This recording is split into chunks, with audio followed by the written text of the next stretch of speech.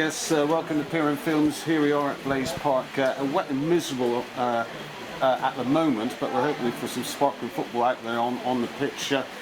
Today we're lucky enough to have Steve Massey summarising for us, and he was at Lancashire's game last week when they knocked Liverpool FA out of the competition 4-2. And Steve, just give us a little bit of info about the opposition, please.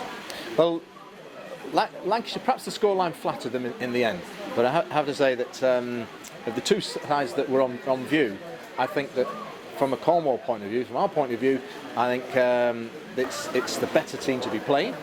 Liverpool had far superior individual technical players, but Lancashire played well as a team and really, to be honest, rode their luck a lot. I say the scoreline perhaps flattered them.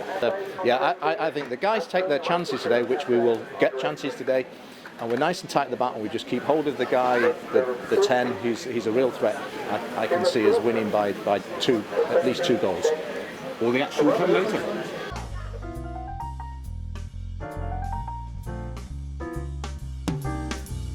Well, the whole procedure from start to finish was not only very easy but also extremely enjoyable. I was a bit apprehensive before we began, but Mark immediately put me at my ease, and he was very professional and frankly came across as being very genuinely interested in my life.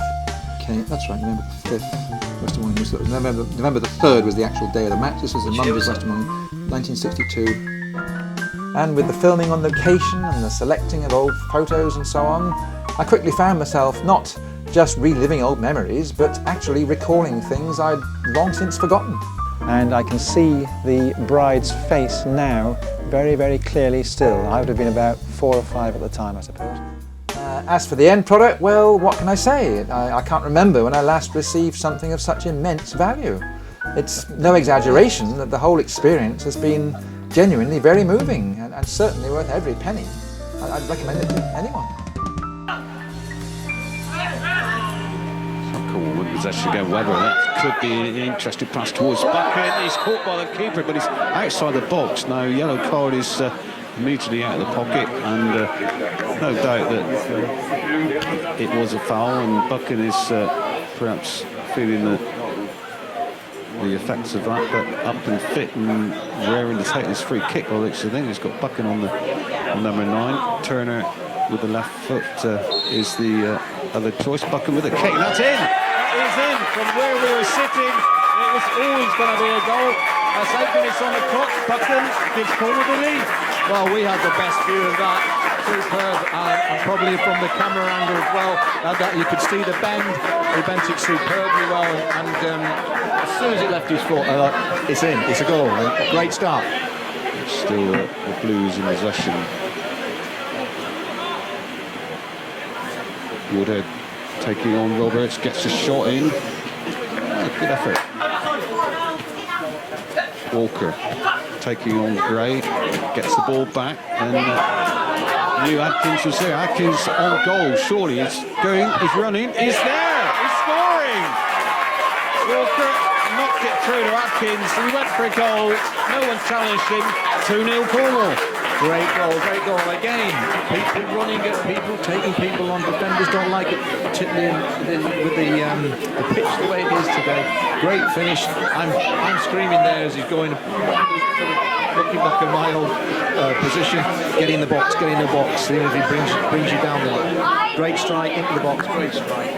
2-0. Just on about the half-hour mark as play resumes. Hamley to Webber, then to Haywood. Walker flicks it inside, not knowing that anyone was there to pick up that pass as Hamley's called out the bounce. Cross. Well, it's a square ball by Whitehead, and Drury just falling backwards as he had the effort on goal. Interesting shot there from Cornwall's manager Piran to Ollie Walker to get in the game. Number 11 for Cornwall. We haven't really seen too much from him as he's on the other side of the pitch to Penrose. Oh, he's challenged by the number 14, Callum Dawson. And he points to the spot now. Success here could be crucial. Elston striker. Number 9 already got 1 goal. Wisser is doing the actions on the goal line. Cooper goes the wrong direction. Buchan with a penalty spot. Cornwall 3-0 up. Yeah, very impressed again. Everything about him said as he stood there, and he was just like, I'm not winning this, I'm not winning this. And huge confidence sticking around him, and he did. It's nothing more than Cornwall's deserved. It's been an excellent performance. From what I saw, it can be a dangerous side, this Lancashire side, and at the moment we've bossed them, we've beat them in possession-wise, and we've looked more up for it. Absolutely. Lancashire recent winners in this competition, so this would be. I know it's only not even half time yet, so don't want to count our chickens. But Turner with his free kick, chipped into the penalty area, and Atkins hits the bar with a tremendous shot, which just an inch too high. But what a way that would have been the finish. But we've still got to be happy, Steve. It's Cornwall 3, Lancashire 0 at half time. Excellent. I mean, I'm sure as the Cornwall management were up in now, we said to them there'd be 3 up at half time. They would have just snapped your hand off for that. And to be fair, they fully deserved it. Very impressed with Penrose, who unfortunately had to go off. Walker on wide on the other flanks, and they've looked very secure at the back at the moment. I have to say the boys have been really up for it. Fully deserved the 3-0 lead. Tyler Oliver for Cornwall. Missed out on the last game, but replacing Cameron Turner. But, it's going to be straight back down their throats again, I think. Billington turns, goes at goal, challenged by Oliver, but which to me looked a fair challenge, but the shot went in. You'd argue it from both sides, isn't it? If you were Lancashire other coach, I thought it was really soft and harsh to start with. Then Lancashire could say they were a little unfortunate. Should he just held his whistle, or maybe? But he'd be a ref. I think your brother enjoyed it. They need to get something on the score sheet soon if they're going to make a tie of this. Kick comes in, hits the top of the bar. Gwilym got a touch to it. Yeah, good save. Good save, man. Conscious because I know the boy could hit the ball. Some last the other game. Screamer. A good save. You just can't get out of not even our half. You can't get out of our box at the moment now after the last third. But to be fair, you can see Clinton's got them well organised. They've been defending well. They shuttled across. They kept the shape. It's been defending very well. Good corner. Billington's header cleared off the line by, I think, probably Haywood. Is that the turning of this half? Is the strength of Tyler Oliver earns himself a free kick.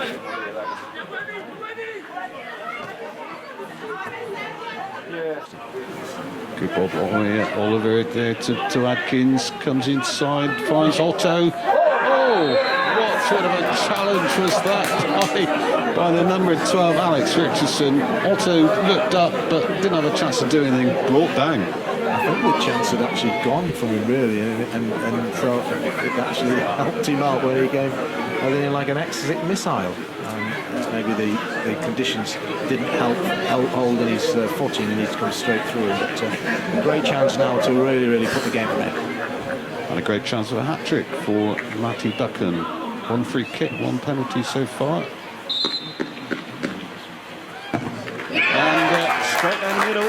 The same place again, wasn't it? Yeah. Again, his bags of confidence in his run up there and there. Holds it down again. His whole body language, everything said, I'm going to score, I'm scoring. But, against the run of play in this half, you have to say. But that's signs of a good side. Surely that's put this tie to bed. Buchan. I haven't seen too much of Matty Buchan today, unfortunately. I would have liked to have seen what we thought of him. He's playing for Helston in South West Peninsula League Premier. He's getting the odd goal there. Bit of pace about him, a lot of strength, but not really been given too much freedom this afternoon. It's Lancashire coming forward again. Billington brushes Hamley out, and that is the way to reply. Cameron Dawson, 4-1. Well, on things like that, the games do change, and excellent strike. The keeper being particularly involved, maybe his feet just didn't quite move as quickly as they should have done to get the height. Just a little reminder to the Cornish boys. It's Lancashire in possession again. That was a hopeful ball forward, which Cornwall were able to defend. Now this is going to be a crunching tackle. That was a tremendous tackle by both number 12s. Alex Richardson for Lancashire, Tyler Oliver for Cornwall. You don't see many of those these days, but and then it's a soft free kick given away by Haywood. I tell you, I feel sorry for the ball. I tell you what, the ball was been absolutely terrified, because the two committee players, it was great to see, both genuinely went for it. Great tackles. Didn't it sloppy, just stick it in behind, particularly in these conditions, and this length of time to go. Dawson with the corner. This time it is met by a blue shirt. It's a goal. It's the number 12, I think, Alex Richardson with that header. Challenge there, which too easy. 4-2 now. And Lancashire just feel they might just be able to get back into this game. 4 second-half goals against Liverpool. Can they do it again today?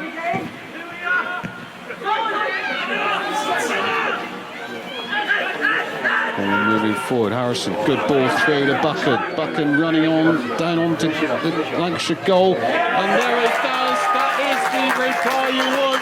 Matty Buchan with his 4th goal of the game makes it 5-2. Surely we're into the next round now. I think so. You can look, you see the body language of the Lancashire players who've given it everything the second half, on the haunches now, but great composure and finish from the boy Buchan, who's been really, really impressive this afternoon. And I think just get that ball in between the centre backs and the full backs, and you're causing problems all day. Great finish, and I would think that that's us in the next round. Dare I say that now? So 5-2 into added on time. Whitehead with a free kick, headed out by Flack, and that is the last piece of action. Brilliant third round tie here at Blaze Park. Wet and muggy, but on the pitch we've got that sparkling performance. Steve Massey, sum it up. Great performance by Cornwall, fully really deserved, but that's a great credit to both sides in really terrible conditions at times. The pitch not looking the best for